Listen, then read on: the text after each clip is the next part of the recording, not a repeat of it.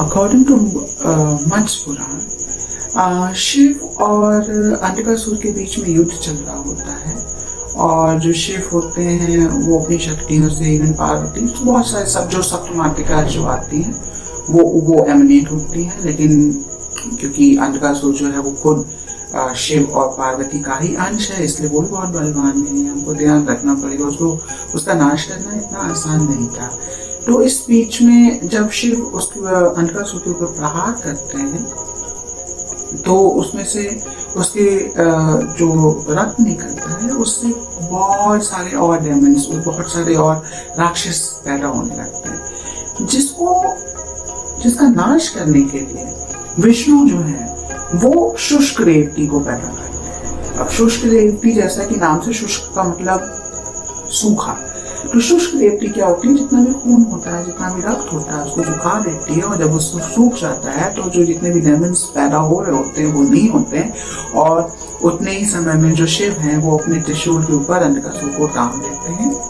Iconography में आप देखेंगे अंधकासुर को त्रिशूल के ऊपर टांग दिया जाता है, वो ऊपर अंजलि मुद्रा में देखता है, उसको टांग देते हैं, और कहा जाता है सालों तक, बस सैकड़ों सालों तक, क्योंकि हमारे पुराणों में कुछ भी सैकड़ों सालों से या हजारों सालों से कम तो होता नहीं है, तो बस उसको हजारों साल तक शिव ने लटकाया रहा और फिर वो सूख गया, इस तरीके से उसका अंत होता है। तीसरी कहानी जो है वो है आपकी वामन पुराण में। अब वामन पुराण में क्या होता है, रुकिए ये भी हम आपको बताते हैं, थोड़ा सा हम इसको भी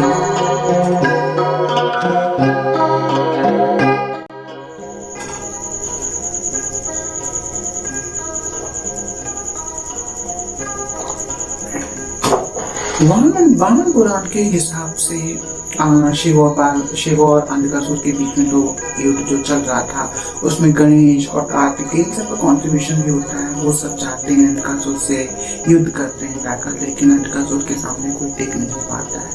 फिर शिव जाते हैं, और जब शिव जाते हैं तो शिव के ऊपर अंधकासुर प्रहार करता है। जब अंधकासुर प्रहार करता है तो अंधकासुर जब प्रहार करता है शिव के माथे से खून निकलता है।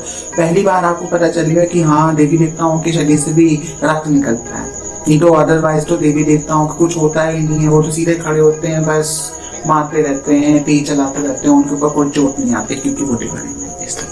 बट यहाँ पर अंधकासुर जो उनका खुद का बेटा है शिव का, वो प्रहार करता है, और आपका जो प्रहार करने के बाद शिव के माथे से रक्त निकलता है। इसमें अलग अलग दिशाओं में उनकी रक्त की धाराएं बहती हैं, जिनमें से जिस दिशा में रक्त बहता है हर दिशा से अलग अलग तरीके का अलग अलग नाम का भैरव निकलता है। इसमें सोमराज हो गया, भैरव हो गया, ललितराज हो गया, और भी 8 तरीके के होते हैं टोटल।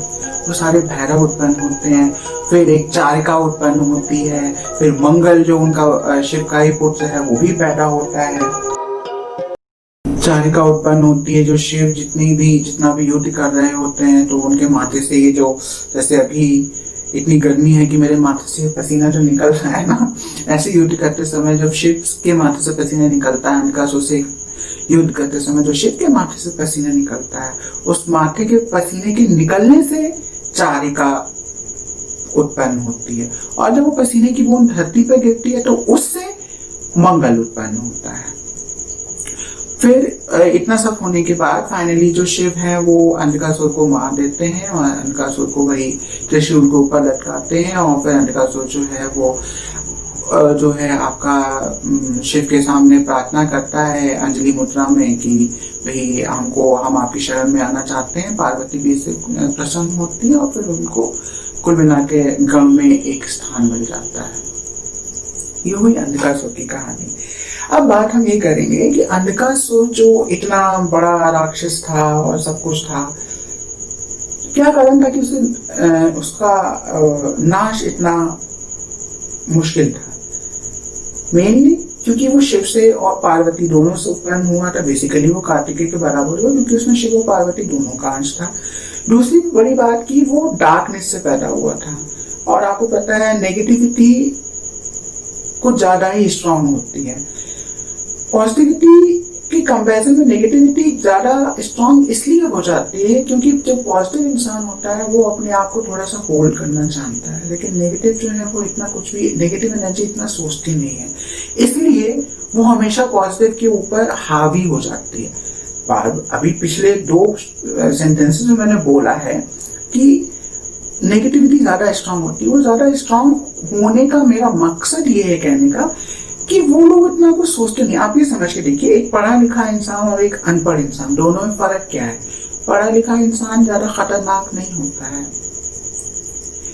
जो पढ़ा लिखा नहीं है, जिसमें समझ नहीं है, वो ज्यादा खतरनाक होता है।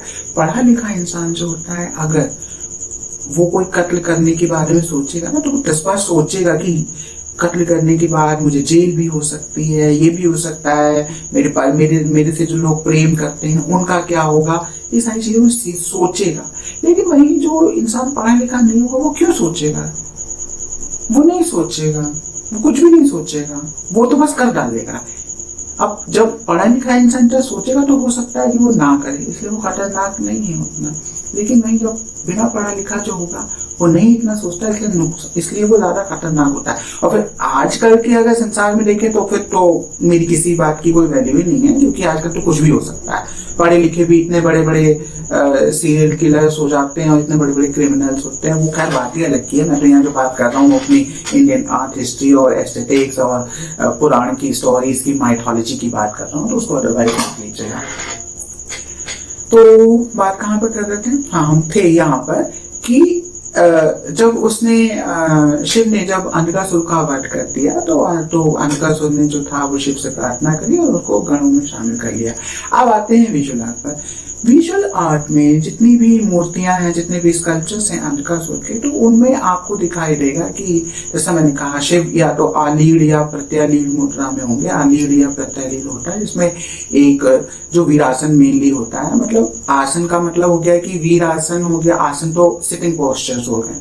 अब स्थान मतलब आलीढ़ स्थान होता है जिसमें एक पैर जो होता है ऊंचा होता है, जो मेनली अगर आप लोगों ने पढ़ा या देखा हो तो वराह का जो मुद्रा होती है वो आलीढ़ होती है, और उसी का जो वो रिवर्स फॉर्म होता है वो प्रत्यालीढ़ होता है। उसमें खड़े होते हैं, और वो इसलिए होते हैं क्योंकि वीर सजेस्ट करता है, इसमें खड़े होते हैं।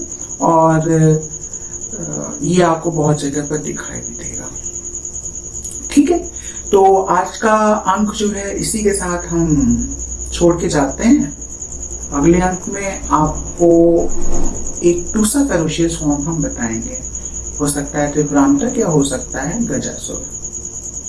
चलते हैं।